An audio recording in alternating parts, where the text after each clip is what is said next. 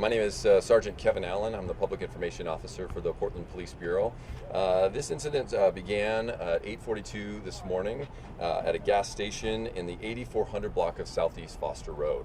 East Precinct officers were dispatched to a report of a threat with a firearm at the gas station, and they were advised that the suspect with the gun had left the scene, and they were given a description of the vehicle and a description of the suspect. About 30 minutes later, at about 9:13, one of the officers spotted a suspect vehicle parked in another gas station parking lot, the one here at 122nd and Division.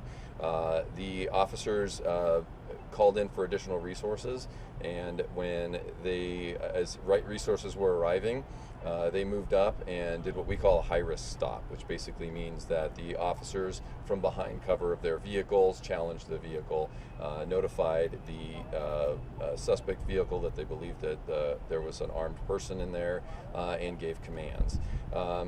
During that stop, there was an exchange of gunfire between the suspect and the police. The officers were not struck. However, the suspect was struck and injured.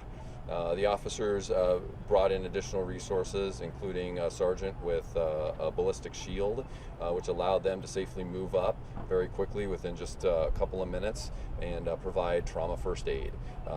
Officers are trained in trauma first aid, and so they were able to bring their IFAC kit up to start the process of rendering aid to the suspect. Medical was also summoned immediately, and so as soon as paramedics arrived, the suspect was transported to the hospital in police custody for treatment. At this point, the injuries to the suspect appear to be non-life-threatening, but the assessment is still underway. Again, the officers involved are all okay, and right now we're switching in from our tactical mode into more of an investigative mode. So when we have an officer-involved shooting here in Portland, a homicide unit is summoned to investigate, and so what you're seeing behind me is that work underway right now. So we have the homicide unit here investigating detectives. We have the criminalists from the Forensic Evidence Division. The Portland Police Association is here, and then we have additional resources to make sure that we do a full and complete investigation. That is the briefing that I have so far. Oh, I will add one other thing. Officers have located a firearm that we believe the suspect was in possession of in the parking lot, and so we're going to be sending out a photograph of that firearm. I also can report that we are investigating 2 bullet strikes to vehicles. One bullet strike to one of the Portland police vehicles that's in the parking lot here, and a second bullet strike to a private vehicle that was actually in the road, stopped at the stoplight here on Division. So again, those photos will be coming out to you shortly. I'm going to step aside. Chief Day is out of town, and so Acting Chief Lavelle is here, and he's going to make a few statements. And just pause for a second so he can set up for that, and then he can catch you on the side, Kevin, if you don't mind. I think I'm good. You good? Okay. Do you have a microphone? I'm on the same frequency as one of them. Perfect. Already. So okay. I think we should be good. I will watch your glasses. Too kind. Just a Scooch this You're way? good. Yeah, just a scooch. Well, maybe one more scooch over to Right there? There we go. That is perfect for me. Let me know if I need to move too. Okay. Okay. All right. Okay, I am check. good. I am going. All right. Thank you, PIO Kevin Allen. We're here today doing the early parts of our investigation. Investigators are here. We take the sanctity of life very seriously, and we do a full investigation whenever we have these officer-involved shootings. We're glad everyone is okay. No officers were injured. No community members working in the gas station or around were injured in this incident. It's very unfortunate whenever you have gunfire in our city streets, and it's something that we take seriously, and we really want to make sure the public knows that we go above and beyond to make sure these are investigated fully. I don't know if this should be related to you, Chuck, or Kevin, in terms of what happened today.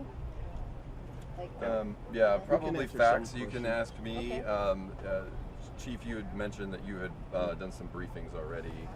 Yeah, I've been in touch with Chief Day, as Sergeant Allen said. He's not here today, but he and I have been in contact. We've also reached out to the mayor's office, deputy city administrator, and been in communication with them throughout the morning about this incident as well.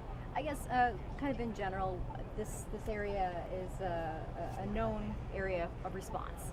I spoke with a couple of people who live and work around here, and you know it's tough for them every time this happens. What is your message to community members who live here, who want to see even more police response, and before stuff happens, just police presence?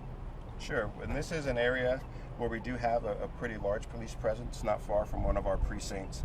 And I would just tell folks, do everything they can in their power to remain safe when they're traveling, be vigilant when they're in any area of the city, really. But also, if you see something, call. Don't be afraid to reach out to police. Let the precinct commander, other police officers know, hey, we want to see you in this area.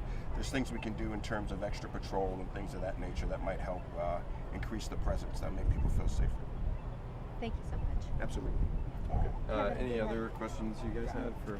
Sure. I understand if it's too early to say, but do you have any idea how many shots were fired by the officers and responders? I do not know how many shots were fired at this point. I know that detectives are just in the initial phase of reviewing body-worn camera footage and any other surveillance footage and interviewing witnesses. I will say that because this event essentially spans two locations. We have the gas station on Foster, where there was an incident, and then basically 30 minutes later we had another incident here at this gas station.